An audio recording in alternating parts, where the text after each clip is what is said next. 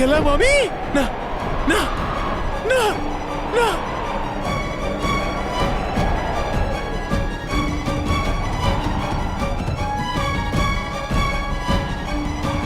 ধন্যবাদ চঞ্চলপুরি, ধন্যবাদ ধন্যপুরি আমাকে সাহায্য করার জন্য। ঠিক সময় এসে আপনারা আমাকে বাঁচালেন। পরিনা, এখনো বাঁচিনি আমরা সম্পূর্ণভাবে। করুন ক্ষমা আমাকে, উঠতে হবে আমাদের আরো জোরে, না হলে পড়ে যাব আমরা এই তুষার ঝড়ের কবলে।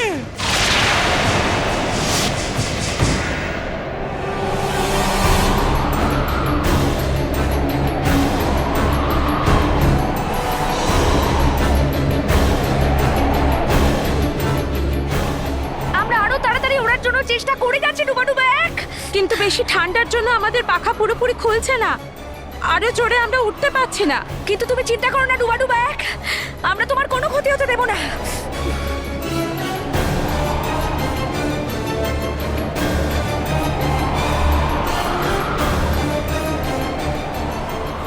আসছে এই তুষার ঝড় আমাদের খুব কাছে। ওরো পরিনা, আরো জোরে।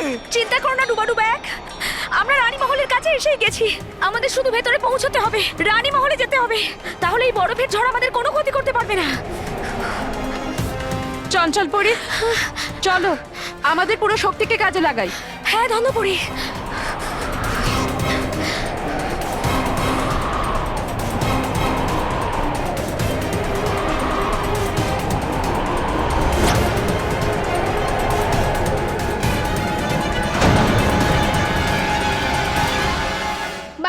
না না না না, একদম না, একদম না, না না, আমরা ফ্যামিলি নাম্বার 1 কম্পিটিশনে পার্টিসিপেট করব না। তাহলে কিসে নেব?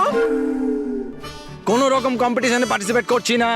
বাবা, প্রাইজের নামটা তো শোনো। হ্যাঁ, এই প্রাইজের জন্যই আমি কম্পিটিশনে পার্টিসিপেট করছি না। হ্যাঁ, তাহলে পুরস্কারটা বদলে নিস। মা, সেটাই তো, যে কোনো খেলা খেলার মানসিকতা থেকেই খেলা উচিত, শুধু প্রাইজের জন্য নয়। ঠিক আছে, তো তুমি পুরস্কার নিও না।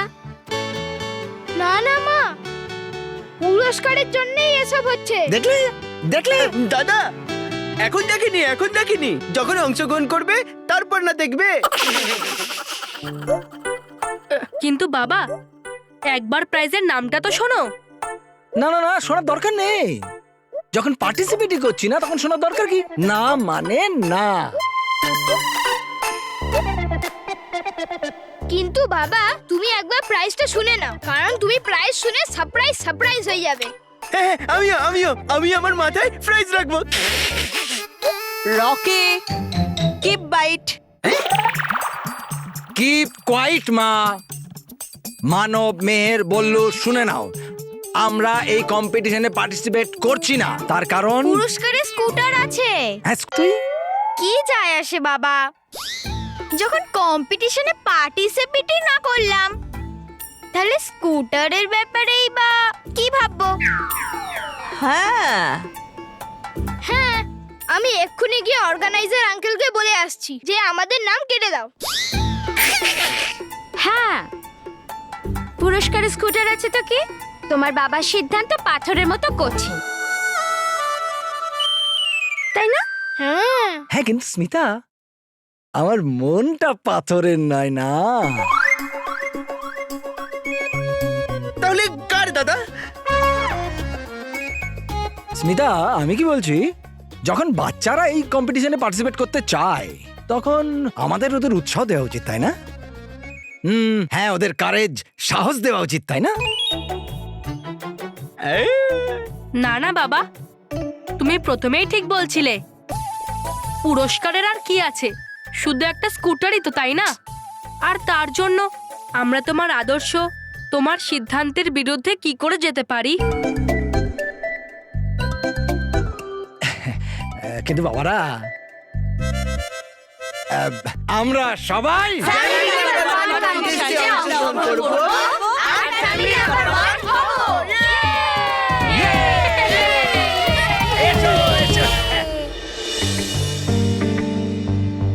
তোমরা সব ঠিক আছো তো? এখনো পর্যন্ত তো ঠিক আছে কেশপরি, কিন্তু জানি না আর কতক্ষণ পরিলোক সুরক্ষিত থাকতে পারবে, বলা কঠিন। আমি তো এত তেজি আর শক্তিশালী বরফের তুফান আগে কখনো দেখিনি। যদি পরীরা একটুও দেরি করে উঠতো তাহলে হয়তো আমরা সবাই হয়ে যেতাম হিমের মূর্তি। হ্যাঁ কেশপুরী, এই তুষার ঝড়ে রাস্তায় যারাই আসছে তারাই বরফের মূর্তি হয়ে যাচ্ছে। কিছু করুন কেশপুরী।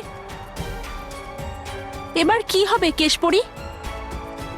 এটা তো ভালোই হলো যে মহলের জাদু শক্তির জন্য এখানে আবহাওয়ার কোনো প্রভাব পড়েনি, না হলে আমরাও এতক্ষণে বরফ হয়ে যেতাম।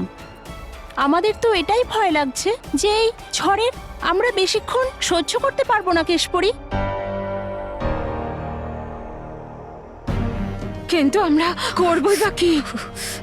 এখন আমাদের কাছে আমাদের জাদু দণ্ডটাও তো নেই। আমি জানি পরীরা, কিন্তু এই তুষার বর্ষণের হাত থেকে বাঁচার জন্য কিছু না কিছু তো ব্যবস্থা করতেই হবে। কিন্তু কি করব, কি করে করব, এটা তো আমিও বুঝে উঠতে পারছি না। কারণ এর আগে আমরা তো এমন পরিস্থিতির সম্মুখীন কোনোদিন হইনি।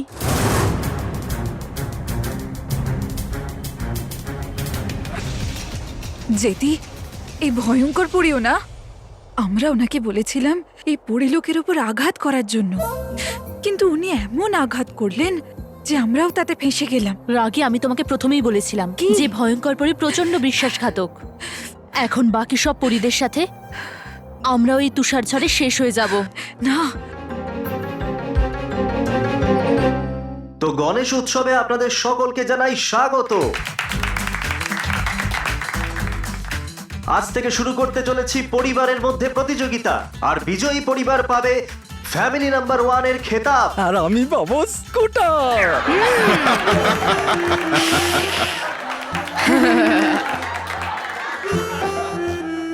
স্মিতা, দেখে নাও মহেশ আঙ্কেল, যত স্কুটারের স্বপ্ন দেখতে চাও। ঠাকুমা থাকলে ভালো হতো। হ্যাঁ তাহলে স্কুটারটা দেখতে পেতো, তাই না? হ্যাঁ, কিন্তু মা বললেন উনি ঘরেই থাকবেন, ঘরে গণেশ ঠাকুরের খেয়াল রাখার জন্য কাউকে চাই না। ফ্যামিলি নাম্বার 1 প্রতিযোগিতায় 5টা প্রতিযোগিতা করানো হবে, আর 5টা প্রতিযোগিতার মধ্যে সবথেকে বেশি যে প্রতিযোগিতা জিতবে সে পাবে এই চকচকে নতুন স্কুটার।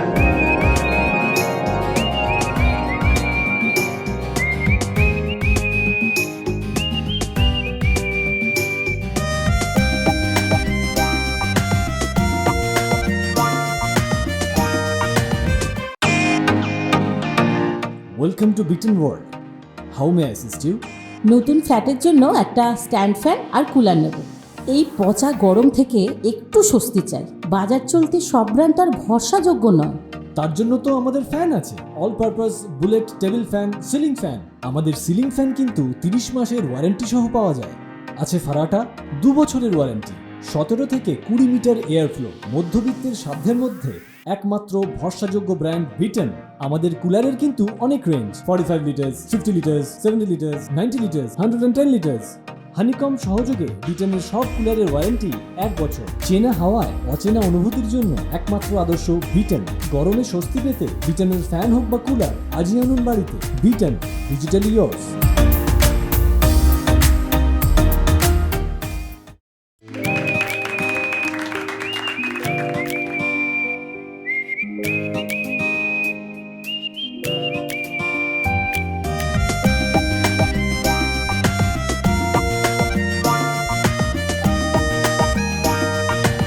স্কুটারের ওপর। কোথায় হারিয়ে গিয়েছিলে তুমি? কি দারুণ না স্কুটারটা।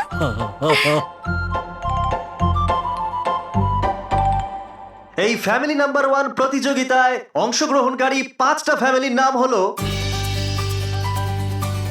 বর্মন ফ্যামিলি, কর্মকার ফ্যামিলি, পাল ফ্যামিলি, দত্ত ফ্যামিলি, ঢালি ফ্যামিলি।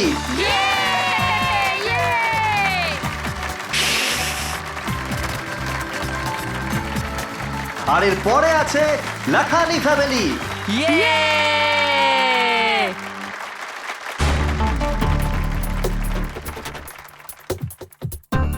তাহলে চলুন সবার প্রথমে আমি আপনাদের প্রথম খেলা সম্পর্কে বলে দিই। আর আজকের প্রথম প্রতিযোগিতা হলো চামচ লেবুর কম্পিটিশন। সবাইকে চামচের ওপরে রাখা লেবুকে না ফেলে ফিনিশিং লাইনে পৌঁছতে হবে। তাহলে চলুন আপনারা ডিসাইড করে নিন আপনাদের ফ্যামিলি থেকে কে সবার প্রথমে আসবে।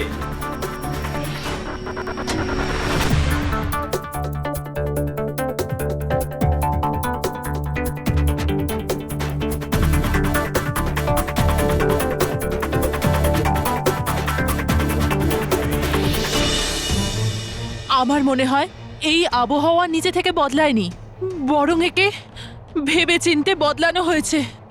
কিন্তু এরকমটা কেউ কেন করবে? আর কে? ব্যাপারটা খুব পরিষ্কার ভয়পুরি।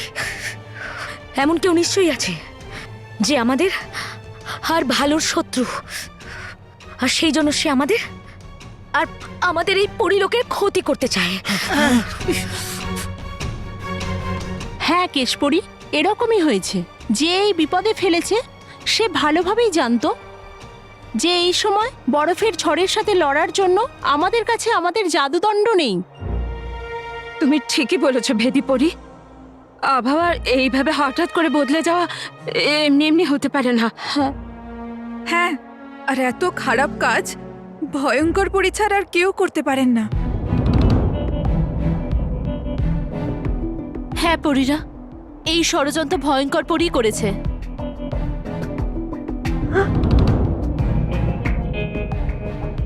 আপনি এত বিশ্বাসের সাথে কি করে বলছেন রাগে জেদি পড়ি? কারণ গালপরি, এই ঠান্ডা তুষার ঝড় কাল দিক থেকেই আসছে। আর কাল দিক তো ভয়ঙ্কর লোকের দিকেই। তোমাদের ধারণা একেবারেই সঠিক।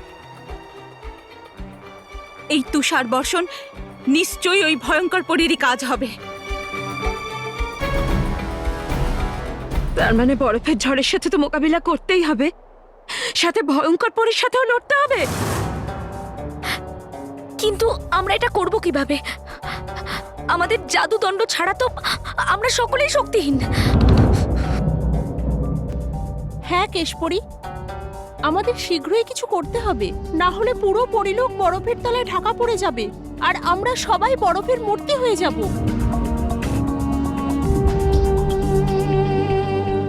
না না, আমরা সবাই বরফ হয়ে যাবো। চঞ্চলপুরি, কিছু করুন। স্তব্ধপুরি, দন্তপুরি, আমরা সবাই বরফপুরে মূর্তি হয়ে যাব। কিছু করুন। কিছু বাঁচবে না, কিছু বেঁচে থাকবে না। ডুবা কিচ্ছু ডুবা বাঁচবে না। তুমি শান্ত হও। পরীরা, তোমরা দুশ্চিন্তা করো না, আমি আছি তো। আমি এই পরী লোক আর পরীদের কিছু হতে দেব না। আমি এই ভয়ঙ্কর পরীর চালকে কিছুতেই সফল হতে দেব না। আমি এক্ষুনি রানী পরীর সাথে যোগাযোগ করছি এবং তাকে সবকিছু জানাচ্ছি। হ্যাঁ কেশপরি, এটাই ঠিক হবে কেশপরি। হ্যাঁ, আমি এক্ষুনি তার সাথে যোগাযোগ করছি। রানী পরী, রানী পরী, রানী পরী, রানী পরী, রানী পরী, রানী পরী।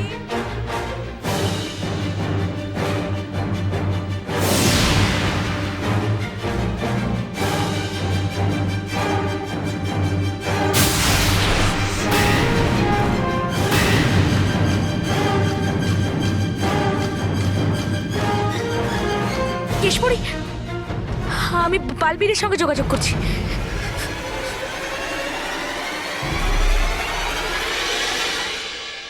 বালবি, বালবি, বালবি, বালবি, বালবি।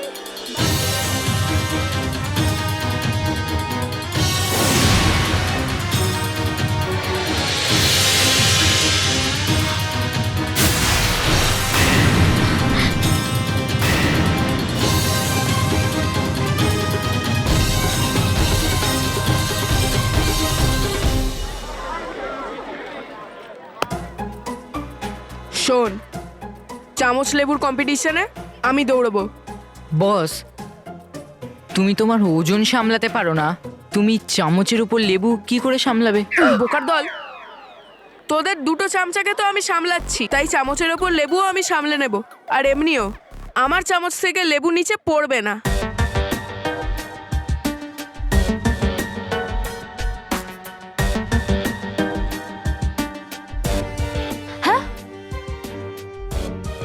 বাহ বস, তোমার লেবু চামচের উপর আটকে দিয়েছো।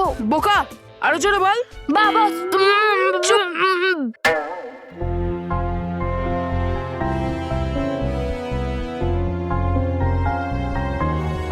মানব, তুই যা। আমি না না, আমি নয়, আমি তো কত হালকা। চামচের উপরে লেবুর ভাগটা যদি না নিতে পারি। আরে মানব, চামচে লেবু আছে, তরমুজ নয় যে তুই সামলাতে পারবি না। এক মিনিট মেহের, এখন তুই ডিসাইড কর যে কে যাবে। হ্যাঁ। আমাদের মধ্যে থেকে বল্লু যাবে। হ্যাঁ। আমি হ্যাঁ। আমি না মেহের। বল্লু, আজ তুই প্রুফ করে দে যে তুই লল্লু নয়। মেহের, আমি তো এটা পারি না। আর আমি তো লল্লু। রকি কাকা, বল্লু, আমার তোর উপরে পুরো বিশ্বাস আছে যে তুই এই রেসটা নিশ্চয়ই জিতবি, কারণ তুই সবকিছু সামলিয়ে নিতে পারিস। তাহলে লেবু আর চামচের খেলাটা তো কিছুই না, এটা তো তুই খুব সহজেই জিতে যাবি। বল্লু, তোর বোন এত করে বলছে যখন ওর কথা শোন না। তো ঠিক আছে, যদি তুমি আমাকে এতটাই বিশ্বাস করছো, আমি সম্পূর্ণ চেষ্টা করব যাতে আমি তোমার বিশ্বাসটা না ভাঙি। চল প্র্যাকটিস করে নে। হ্যাঁ।